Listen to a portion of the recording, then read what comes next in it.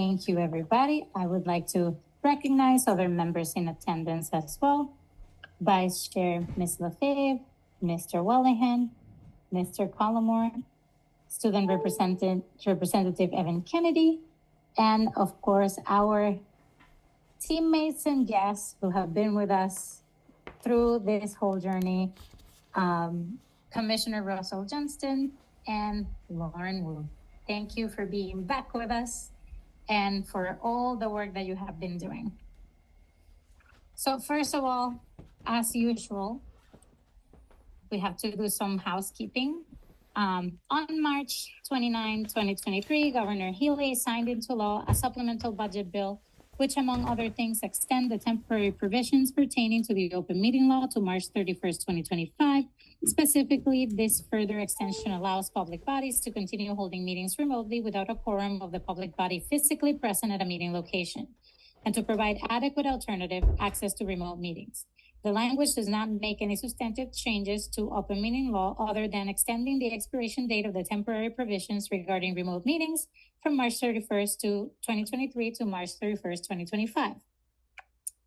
Pursuant to Mass General Law, Chapter 38, Section 20, I'm hereby informing that all attendees that a video and audio recording is being made of the meeting for tonight. So thank you so much. I would like to start with a note of gratitude, and that's for all of the people who have been working on this, what we get to talk about today for our item 1, which is the draft for the transition plan for the Holyoke School Committee capacity building. I'd like to give a shout out to Jennifer Wu, who has been emailing and doing a lot of edits and meeting with us. We had several meetings before this one in preparation. So I want to make sure that you all know she did a great job. The same with Lauren Wu under the leadership of Commissioner Johnston. So thank you all for all those meetings, and also to Vice Chair Lefebvre, who stepped in when I had to be on vacation. So I appreciate you as well. Today, as part of our meeting, we have prepared a slideshow that allows us to convey the basics of what this transition plan is all about. So I'm gonna start with that. And I'm gonna be screen sharing. I apologize for those in attendance who right now cannot see this because we don't have our screens up at this point. So if you have a device or you have someone who's around you who has a device, try to share so that you can also follow along. So should we all be on Zoom? Yes, that would be easiest if we could all be on Zoom. Only because I don't know how to set that up.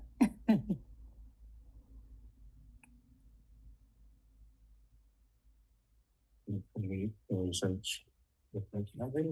Sure.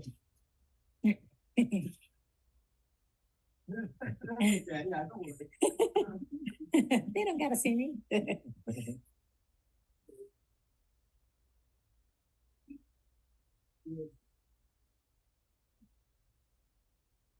Yeah, that's recording in progress. It's so small, I feel bad. Okay. So one of the things that I would like to talk about is the fact that we have been calling this plan the transition plan. So what do we mean by that? This plan is a plan to build the Holyoke School Committee capacity to resume local control of Holyoke Public Schools. So I want to make sure that people know about that. So when we have been referring to the transition plan, that's exactly what we mean. Okay. So to not get it confused with any other transition that you might be thinking as part of exiting receivership. This plan includes professional development to assume school committee roles and responsibilities. And of course, this is a living document. This is a draft, and I would dare say that it will remain a draft for most of its inception because things are going to be changing as we continue to learn more. So elements of this plan may be adjusted as needed.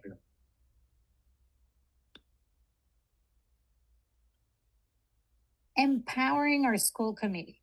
So I wanted to let the public know, because as part of being part of us of the school committee, one of our main focus is to educate the community, and especially more so about what we are doing. So when we're talking about this, the professional development, it's really about learning the ropes. Our school committee members will be receiving training in 4 key areas. So here we have in general what we're going to be doing, and then we'll move on to what the focus areas will be. But some of these are setting educational goals for the district, hiring and evaluating the superintendent, fiscal responsibilities, which that includes finance and budget, working with unions, collective bargaining, and policy making, with our focus, which is in continuous improvement, collaboration with stakeholders, as well as maintaining the school committee's legal and fiduciary responsibilities. Then we have our timeline. So it's hard to even think about, but our first conversation about this plan happened in March 15th, 2024. And we decided that we were going to have 8 meetings scheduled with DESE and the local control subcommittee to develop this plan. And right now we started with the initial discussion. Then we talked about the goals and the timeline. We talked about continuous improvement, finance and budget, policy, collaboration. And our last one was in the superintendent hiring and evaluation. And today we get to, as a result of all those conversations that we had together, we get to present to you this draft transition plan.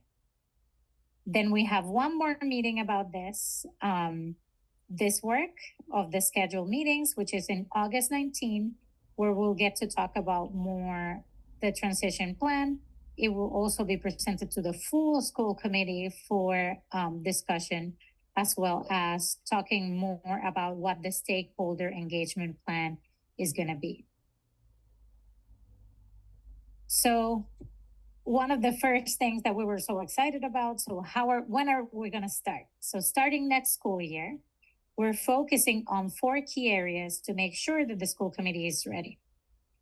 Finding the best leader. So developing a process to hire a strong superintendent for our schools. Providing effective feedback. And the cool part about this one is that we get to do this one right away, which is to supervise and support the receiver in setting goals and provide regular feedback.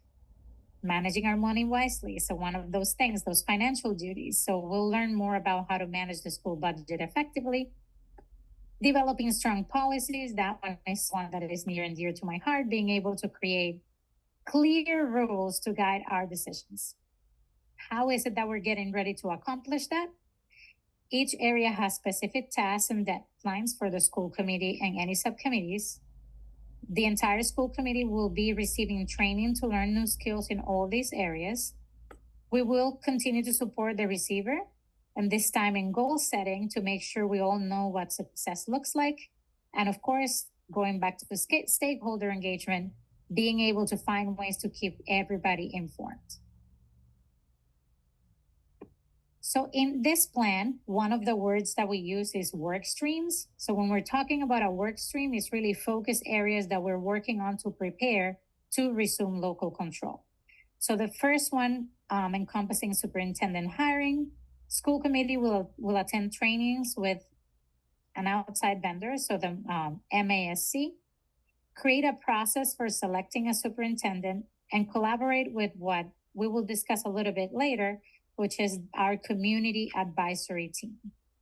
So being able to select the best leader with the best of our abilities, with training and with input from our community. Then we have superintendent evaluation. So here we have a rough outline, timeline of what that providing effective feedback, being able to be ready to do this, which for this will, of course, we'll have to start with professional development on superintendent evaluation. So we envision that happening between September and October. Then as part of that training, we will then create an evaluation timeline. Then in October, goal development and evaluation, so that we know how we're going to evaluate, how the evaluation is going to happen throughout the year. Then in November, the school committee will vote to adopt the evaluation plan for the school year 24-25. Between November and April, now school committee, in collaboration with the community advisory team, people who are going to be able to help us collect evidence on receivers' progress towards goal. In June 2025, which seems crazy to even think about right now, school committee, in collaboration with receiver and the community advisory team, identify indicators for possible inclusion into the 25-26 school year evaluation plan. Then also in June 2025, school committee will discuss in public the progress towards those goals.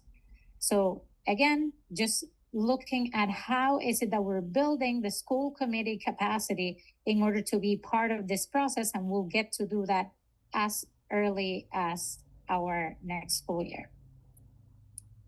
Work stream 3, finance and budget, managing our money wisely.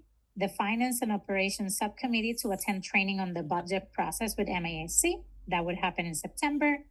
Revise previous protocol for reviewing warrants and payroll, because we used to have that established. We have to make sure that it's up to date and that it will work effortlessly. So that's September 2024. In August of 2024, assign representatives to observe collective bargaining negotiations and establish monetary threshold for reviewing budget transfers. Work stream 4, policy development. So making clear rules for ourselves and our schools. The policy subcommittee will review all the existing school committee rules or policies. This includes rules made by the school committee in the past, and we will also review rules created while the state managed our schools are under receivership. Our goal is to have clear and up-to-date rules that help our school committee as well as our schools function smoothly and support the success of all our students. Now, I was referring to this before, our community advisory team. So we're working on basically, so we have a process and timeline of identifying who will be in that community advisory team. That's going to be key for us for that to be successful. So we're going to start our recruitment between September and October and hope to launch in November of 2024. Things that we'll still have to work on, how we will seek interest from the public, how many individuals will serve on this advisory team. The role of the advisory team most likely will change through our time, but for school year 2025, is to support the school committee's planning and implementation of the superintendent hiring and evaluation process. This is something that even though we have been under receivership, we have seen involvement on the community and what we wanted to see in the receiver. So this is something that we will now be doing in order to create the profile of who our next superintendent would be, and as well as the things that the community holds of great value in terms of evaluating this process. Now, there's some things that I also wanted to bring up for discussion. And of course, everything that I have said so far, and you all have the access to the full document for the draft plan, is also, it is available on the website where you can find our agendas and everything else. So this is something that's available to all of you.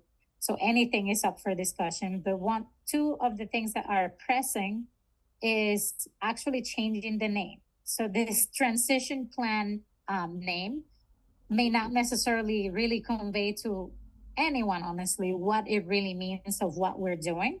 So changing it to building school committee capacity I would say to resume local control, but I didn't add that in the in the slide.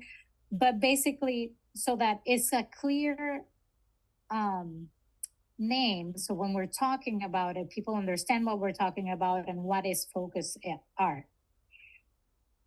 So what are your thoughts as the committee, right, on this change?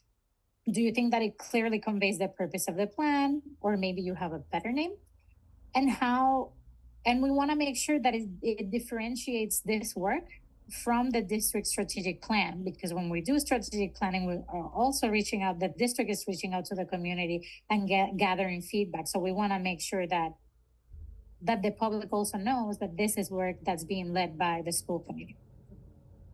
So also, how often are we going to review the process? So the suggestion was monthly, suggesting that the school committee reviews progress on each work stream or areas of focus monthly.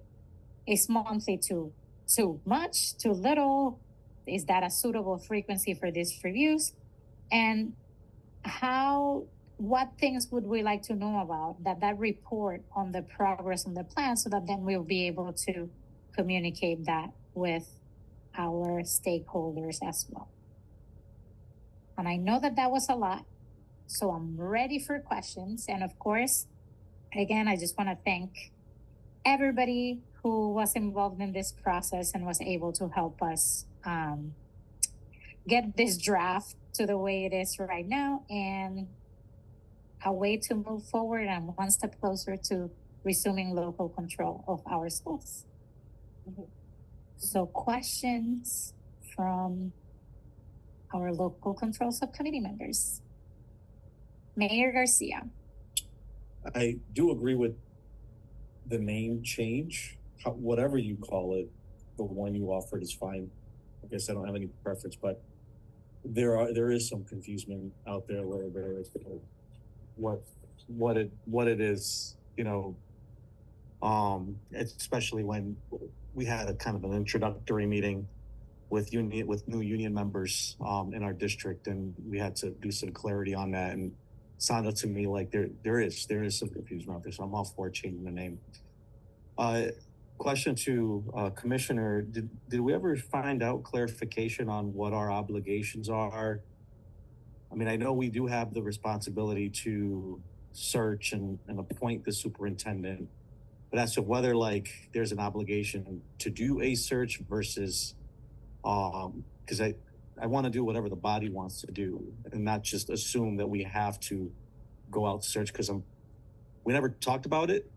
And I don't want to speak for everybody, but I'm confident, including my own feeling, we might want to not rock the boat too much in this transition and stay with this superintendent, assuming everyone wants to do that.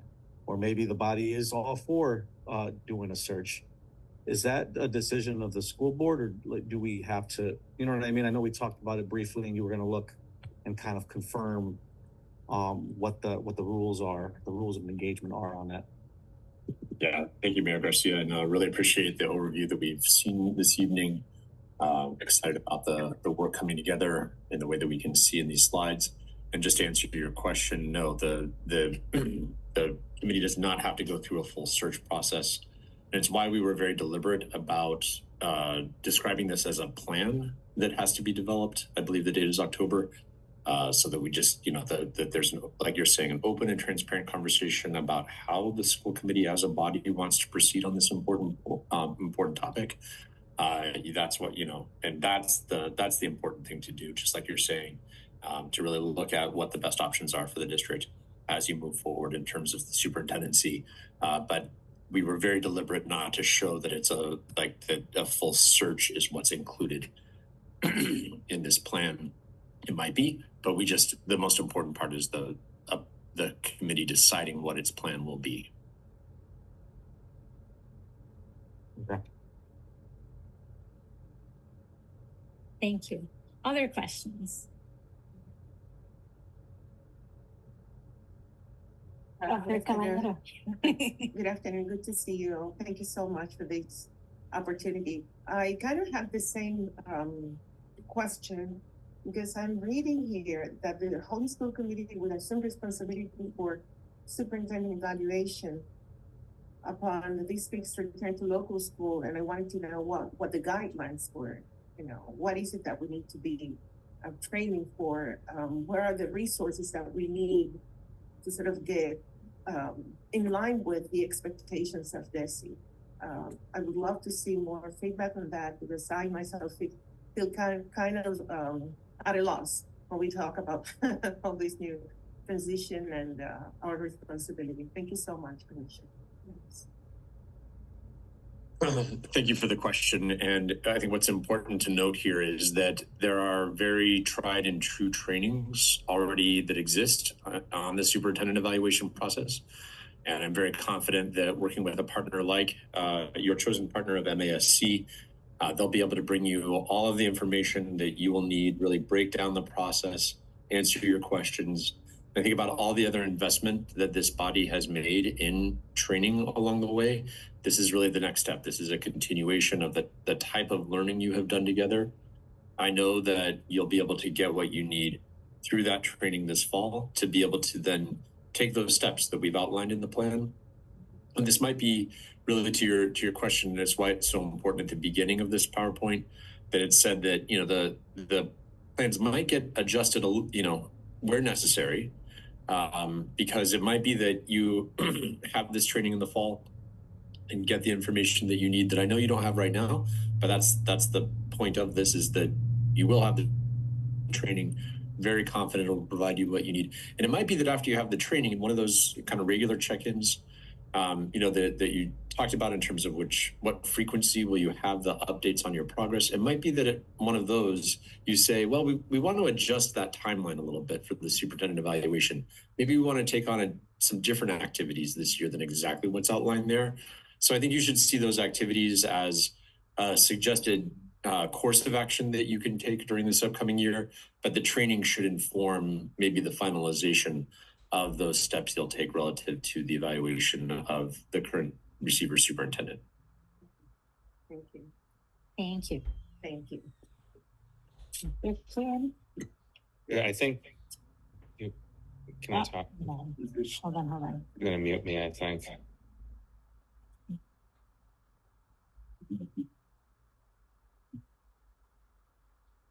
I can, yeah. Okay. So just when I'm talking, can we go back to that slide with the questions on it real quick? Just I want to address some of your questions. I do agree with the name change. I do think there's confusion, and I'm fine with that name change that came up. But there were just a couple. Oh, you don't sound right, Mike. Are you okay?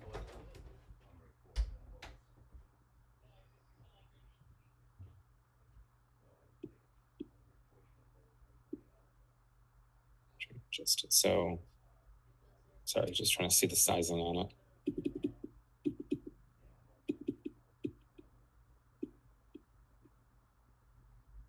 So I think that when you talk about the review of the work streams by the committee, I think that looking at all of this as a full committee review, even every other month at times, I think could be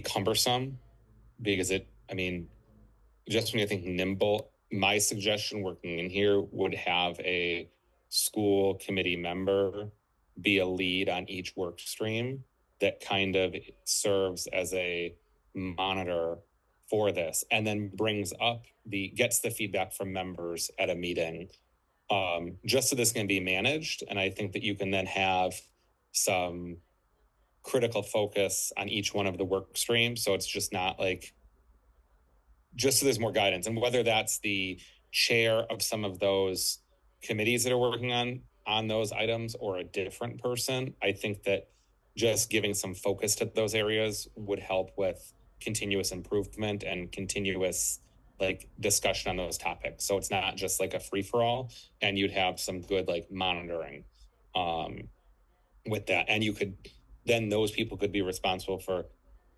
if it's once a month, gathering that information and presenting it, and then evaluating what was provided if there needs to be changes in the plan. So that would be my suggestion. I also think it's been a month and a couple of days that I've been back, but reading over the whole plan, I understand that the next meeting in August is the meeting where this group is finalizing what's being presented to the committee. But I also think that we owe it to the committee to get some feedback before we finalize. And I mean, I know that the vice chair is scheduled a retreat for this Saturday, and I don't mean to blow up that schedule, but I really think that this PowerPoint and some of this needs to be part of that, because just to say, here's the committee's plan, and I know that members have been in and out on this, but I think at least some sort of overview of it, so at least we can bring the knowledge back to that meeting, and talk with our partners with ESE about what's going on with that could be helpful in developing it, to make sure that there's at least that there's some committee commitment and buy-in to it, so we're not then just forcing something on people that maybe the majority of the group wouldn't, and I don't think it'll happen, but the majority of the group wouldn't like. But I just think an openness that it might be beneficial to have that collaborative discussion.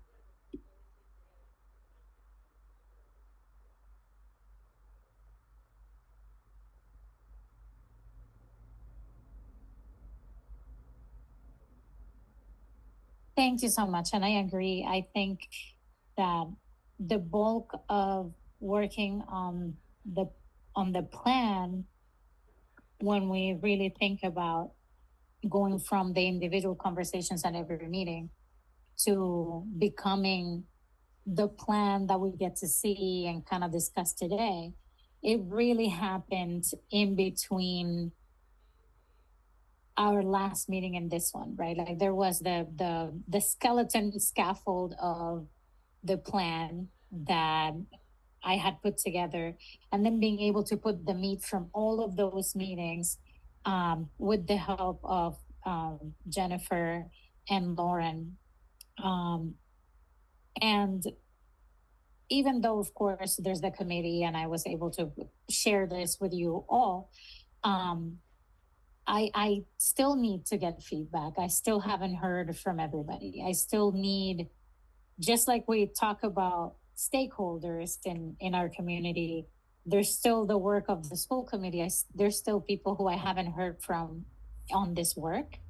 And having that opportunity to, now that we have discussed some of the plan and some of the feedback and suggestions, it is important that we get a full-on discussion with the school committee, with the full school committee, so that everybody not only has seen the plan, but understand what the plan entails, and also what their roles are going to be moving forward on that plan, because this is a breathing and living plan that is going to continue to evolve, and at the end of the day, being able to serve all our students, which is what we ultimately want to do.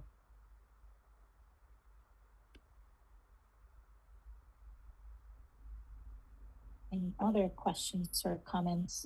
Yes, go ahead, hold on, let me mute. Sorry. I'll bring up another thing, and this might be more of a question for Dr. Johnston or the folks with ESE, and it's just looking over the draft plan that we had talked about, if I can ask something on that. So I noticed the commitment to engaging school committee members with the collective bargaining process, which I think is important, and training on that and how we're going to work that. What I didn't notice, and I noticed the aspect of hiring a superintendent, whatever that may look like 8 months, whatever, 6-8 months from now, whatever that process is, but there was no mention of school committees input in retaining legal counsel. And since that is one of the if legal counsel is representing us at the bargaining table, since the contracts will then become the Holyoke School Committee and whatever bargaining unit it is, I think there needs to be something worked into the plan about who is going to be our representatives, because maybe it will be the people who are currently doing that, maybe it won't be, but I think that's, when you think about continuity, that's one of the things that we need to think about, and that just something in there that who's going to do that, just so it's not whenever this transition happens and then we're like, what's going on with this process? So I don't know if that was thought about at all with our actual legal counsel for that. And then, okay, I'll ask my next question after that. So I don't know if that was thought about at all, if anyone can answer that. Member Sheen, I think that's a fine question, and it's not something that we had discussed in any of these meetings previously, and that's why it's important that we have this iterative process to keep getting feedback and looking for those spots that we may have overlooked anything. And so while it hasn't been directly discussed, it's certainly not too late for us to figure out how that will be operationalized, because like you said, there has to be representation at all times, and there does need to be an active decision of the school committee in that process. So I take your question really as feedback for us to continue to build out that aspect of the plan. Okay, thank you. And then my only other thing I think that was more of just like process, because of one of the notes that I saw on here on the policy development work stream. Let me find the calendar. So I understand where it says for the duration of state receivership, the HPS receiver has the statutory authority to decline to adopt a school committee policy. I understand that, and that's on page, actually, there's no page numbers. I think that's page 8, at the bottom of page 8. And then when you go into 9, it talks about the policy. I mean, these are the boxes that talk about the policy process. And then one of the boxes, the last box, is full school committee votes on proposed policy. After proposed policy passes, school committee secretary sends updated policy to MASC and to HPS receiver.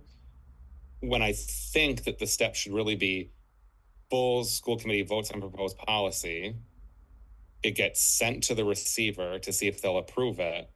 And then when the receiver approves it, it goes to MASC for updates, because during this transition, this time right now, the receiver could choose not to adopt that policy. So I think it shouldn't be going from school committee vote to an active change. It needs that review of the receiver first, right?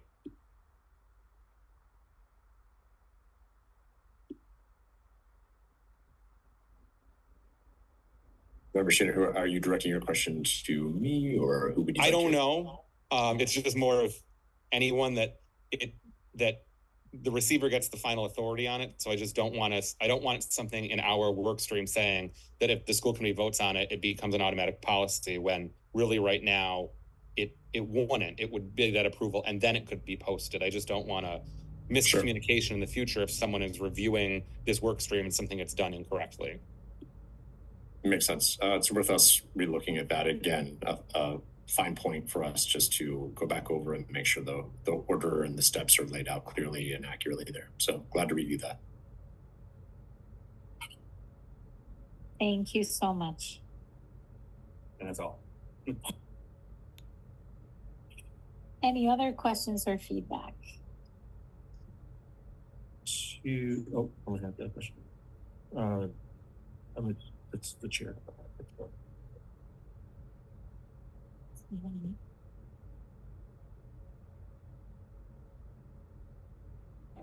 No, you need a motion. A motion to suspend the rules to allow Wellahan to speak. May I have a second? Second. All in favor? Aye. Aye. It's the chair's prerogative. Yeah. So the chair wanted to do the motion, so we did it. Okay, hold on. Yes.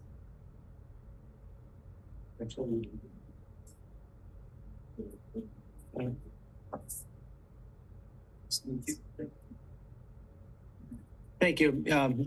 Just to follow up on Mr. Sheen's question regarding the legal part of it. I know prior to receivership, we had outside counsel that represented us as opposed to in-house. So I don't know whether that's maybe a question for the mayor. Does he plan on having, inside lawyers help us out, or do we have to go to outside counsel again? If so, we're probably gonna need a line item in the budget for legal counsel going forward. So that's my question regarding that. I know what Esty said in terms of the continuity. I know we had the same firm for 25 years, I think, that represented the school department, the grievances and, we haven't talked about that either. That's gonna be back in our court too, You know, so it's not only the contracts, but it's going to be the grievances, et cetera, that the lawyers always helped us out and gave us legal advice and counsel. So that's something that the committee has to be put up to speed on, the new members at least. So that's my question regarding that going forward. And then just in terms of the superintendent, you know, hiring a new superintendent, I think that's the least of our problems right now. You know, that's my opinion. We have Mr. Soto here, you know, so I think just getting the committee on the same footing in terms of the day-to-day or monthly process, I think that's more important than, because I mean, the hiring a new receiver is going to be a year-long process. You're going to be just from soup to nuts. We went through that before, you know, so I think that should be just put off for now. That's my opinion. Thank you. Thank you, sir. Thank you, Mr. Wallahan. Mr. Mayor. Yeah, I would think so. As far as having that legal representations and concern, Wallahan made note of, I would, ideally what I'm thinking is we would identify what those options are that's going to achieve our goals as far as and then as a body decide. So we'd have to evaluate if whether, you know, the city solicitor's office can do it, and what does that look like? How much is it going to cost? What's the capacity like? We'll, you know, look at costs for kind of the arrangement we had with the council we had for 25 years, an external company, right? And what does that proposal look like? And I think collectively we can make that decision on what direction we want to go as far as council's concerned. But we do need representation for this body for sure. Going back to Devin's points that he was making as far as the draft plan is concerned, this Saturday's retreat, as well as the desire to get the plan in front of the board in this draft form for more feedback. How do we want to roll that out? I mean, do we still want to review it? I think the school committee rep Mildred has something to say, Madam Chairwoman, so put it on the agenda. Yeah. It's on the agenda for our school board meeting. Yeah. Oh, but are we still going to review it on Saturday? We are. Yes. Okay, so does that answer your question? Yeah, I just have gotten nothing for Saturday. Apparently something got sent out from the I got it today. receiver's office, but I haven't received anything. Doesn't- I've never received anything from your Right. office These since are I the glory. joined. I got one. I got mine today, a packet. Right. So it's probably at home if you have it at home. Yeah, I don't, nothing. All right, so it sounds like to me that we'll be reviewing this draft on Saturday, and then it'll be on our agenda for next school board. Okay, cool. Yep. Any opportunity to get it as in front of everybody as much as possible so that we can get feedback is a chance that I'm gonna all take for sure. Thank you so much. Yeah. Go ahead, Mr. Soto.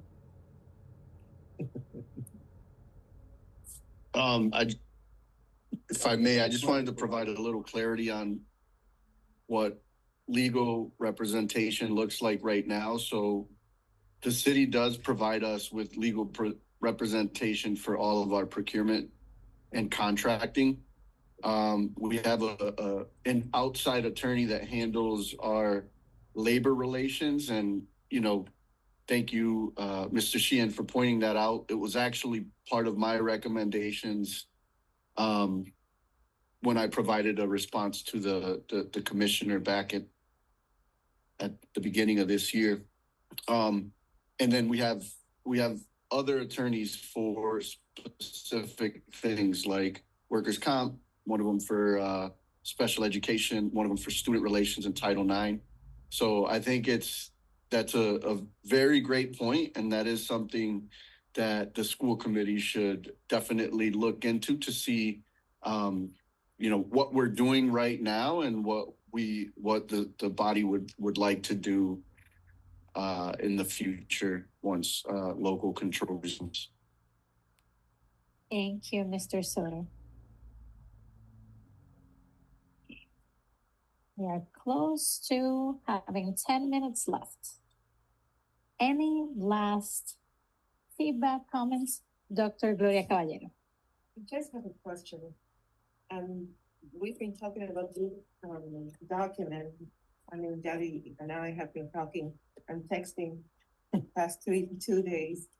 And I go back and forth. I shared with her that I went to this training that is evaluating in service of equity. And I would like to know, how is it that the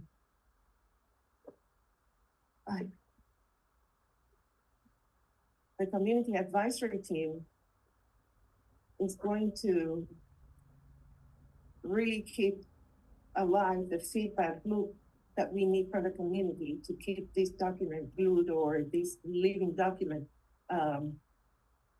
moving in terms of inclusivity and the voices of the people out there. I would love to see, because we need a lot of resources. Yes, this is going to be sent out, but people go to bodegas, to laundromat, to restaurants. How are we engaging with the community? How do we assess what the community advisory team does, and how effective has it been so far? And when it comes to this document, to this plan, which is transitioning out of receivership, we're talking about a lot more resources that we need to really do an evaluation that really serves equity in our city.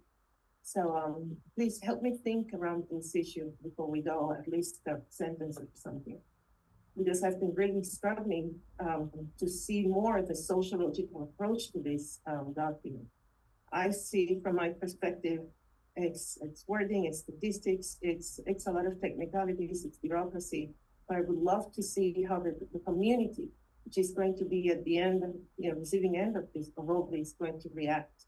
I'd love to hear from the students, from people who take care of the grandchildren. How are we going to do that? That's resources that we need. And I wonder if we are going to get all those resources to really get that feedback loop that we need from the community in order for us to do an evaluation that is in service of equity. That's good. Thank you so much. Yeah. You have a question? You want to go, Mitch? Good. Yeah, I was just gonna say, I mean, Go ahead. thank you. That goes to the clarification on why the name change. So this transition is transitioning to, it's the governing of the organization, right? From the state hands to now an elected body. So that's each of the points. I think what you're referring to probably, and obviously we certainly want public feedback on this, but to get into the weeds of what you're referring to as far as like, what do we call it? The strategic plan is all in line with everything that you're just now saying. I think this one is, when we're talking about, local control as far as managing the institution, right? Collective bargaining, policy making, things of that nature. I think there's less, as far as wanting to get that feedback and hear from the community, because that's pretty straightforward. But the district and the strategic planning and the initiatives that are in that plan is really the where we do need to get into the weeds and into the very point you're talking about, to make sure that as a district, the direction we're going with operations, you know what I mean, how we're servicing our kids and managing things, is that level of work. But I think that's where people are confused, because when we met with the union reps, like they were kind of saying the same thing. At what point do we come in and have a conversation about this transition plan? Well, the transition plan is transitioning is power to the board from the receiver. So I hope that clarifies some of the Yeah, thank you so much. Thank you. And then another point that I wanted to make sure that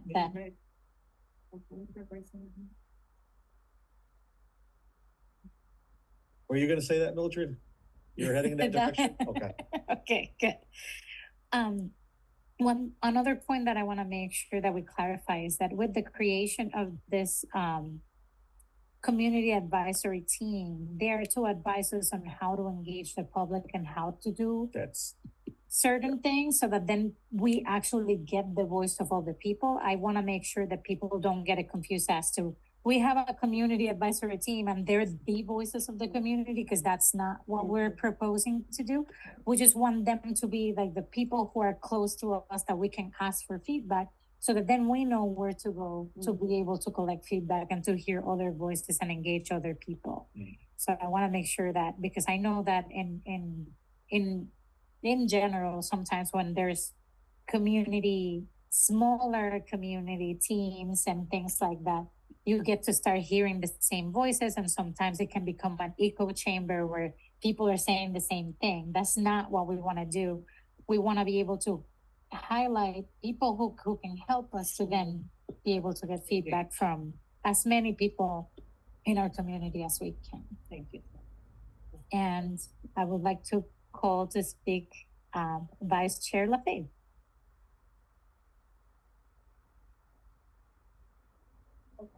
I don't know if you can. I think we're You're gonna getting have a to- little bit. The computer is here that you have to talk about. Yeah, you can use your phone too.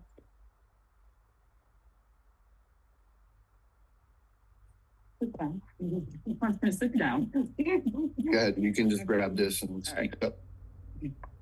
So I think this is where the confusion is lying, and this is what what I'm hearing from the state, but then what I'm also understanding. It's clearly our job as school committee members to figure out how we're going to get that feedback from the community. It's not a community advisory team telling us how we're going to get the feedback. It's for us to then direct this community advisory team as to where we're going to go, what we're going to do, what we're looking for, so that then as that information is being collected, they're bringing it back to us. If I am incorrect in any of this, but this is what I understood during the conversations, because again, when we're looking at this plan, and thank goodness that we're changing the name, it is about building our capacity in order to go back to local control. Has nothing right now to do with, and you know what, to not confuse you, it's about our roles and responsibilities, what we should be doing as school committee members to make sure that when we do take over a district, it's not to put it back into the ground, right? So what do we have to do? And that's where the professional development comes in, and these trainings. And so because we are creating a community advisory team, let's not confuse it what we're creating it for right now. It is for the development and the creation of our superintendent hiring and evaluation process. We want to gain feedback from the community as to what we want to see in a superintendent. Do you guys remember when we were first taken over by the state, when Mr. Ventura was here at that time, and they did these community meetings where we gave feedback as to what we would like to see. We had one at Holyoke High School. Okay, so how are we going to use that community advisory team to go seek out that information and to make sure that they do target all those who are also underrepresented? You talked about people in the bodegas. We'll figure it out, right? We're going to say, this is what we're going to do, whether it be forums, whether it be somebody sitting outside, just like they do giving out free phones. I don't know. But we come together as a team and we decide,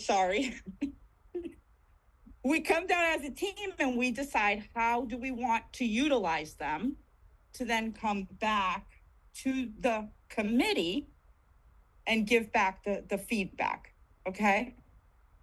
So let's not confuse this as to we're having other people tell us, because then what you're saying is that we're not ready. The more we keep saying that it's other people telling us, or we keep waiting for somebody else to tell us what to do, the more we're telling the state is that we're not ready. We're here, we're ready. This is the plan and we're gonna do what we have to do. Thank you for the clarification, Mildred. And my apologies if it sounded like they were gonna tell us what to do. As people, each individual of us and as the school committee, we can't know everything. So having the people who are boots on the ground, having the polls and being able to be our boots on the ground out there is gonna be really the key role of the community advisory team. So that's what I meant to say, but thank you for the clarification. So I didn't want to make it sound like they're telling us what to do. Okay. Any other questions, comments before we head out? So so this is now in draft form.